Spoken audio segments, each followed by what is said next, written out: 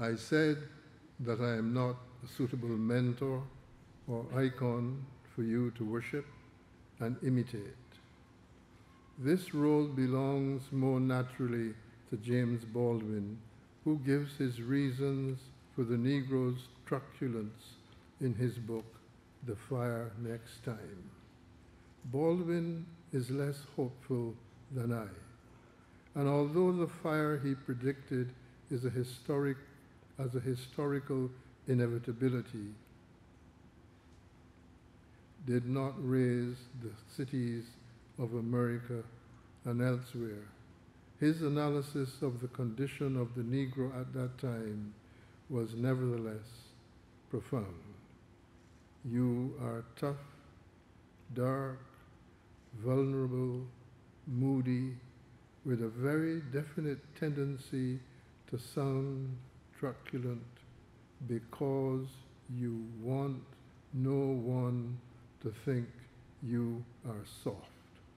Baldwin writes to his nephew on the 100th anniversary of the emancipation. It is 43 years today, June 16th, since that letter was written in June 1963. I arrived in Toronto in 1955, more than 50 years ago. I could be a grandfather figure to you, an uncle figure, or a brother. But I am, like Bob Marley, singing this song of freedom to you as witnesses of your generation.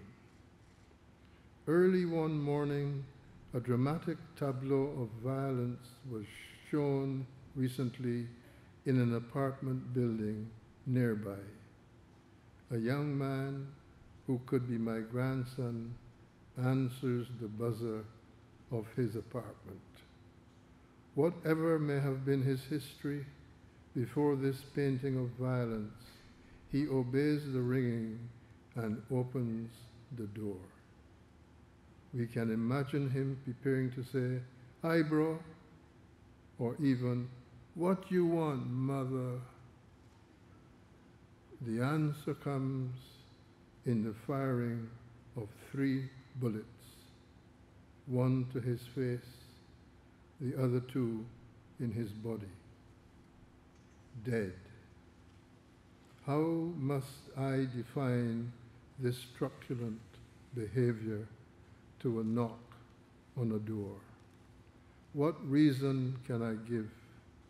So far, I know of none, though we are able still to have some idea of the cause of this brutality. But the tragedy of this act, its meaning, was left to be defined by the newspapers and the radio, who jumped to the conclusion, the raw speculation, that the violence was caused by the rivalries of black gangs. No white neighbors, in spite of their knowledge and experience of living in this neighborhood, came forward to contradict this generalization.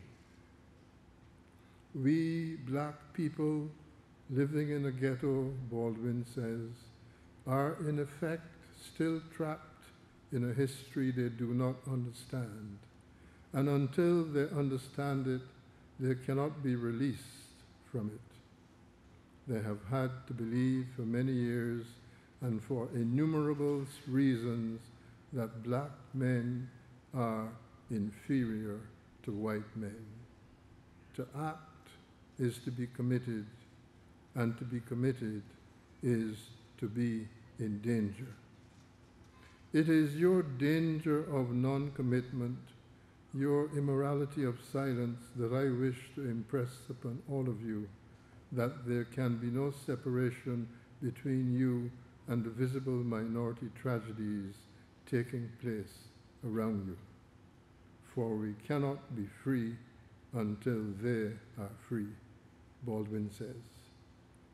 We are all prodigals, Derek Walcott says in a recent poem. I consider myself a prodigal in my wanderings in the complicated skeins of omniculturalism in this city. And I repeat for you, this generation, the question posed by Derek Walcott. Prodigal, where were your wanderings about? Prodigal, what were your wanderings about? The smoke of homecoming, the smoke of departure. In answer to this question, Walcott gives the very ironic name which summarizes most of our experiences. Smoke, not substantive memories that will thin out and disappear.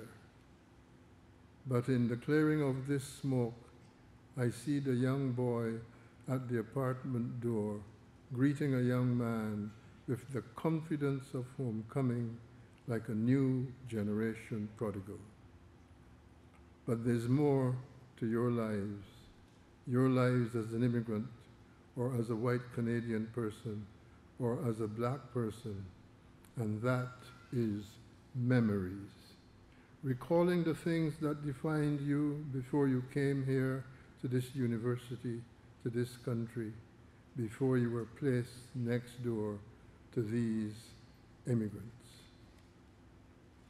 Since I am what I am, how was I made? To ascribe complexion to the intellect is not an insult, since it takes its plaid like the invaluable lizard from its background. And if our work is piebald mimicry, then virtue lies in its variety.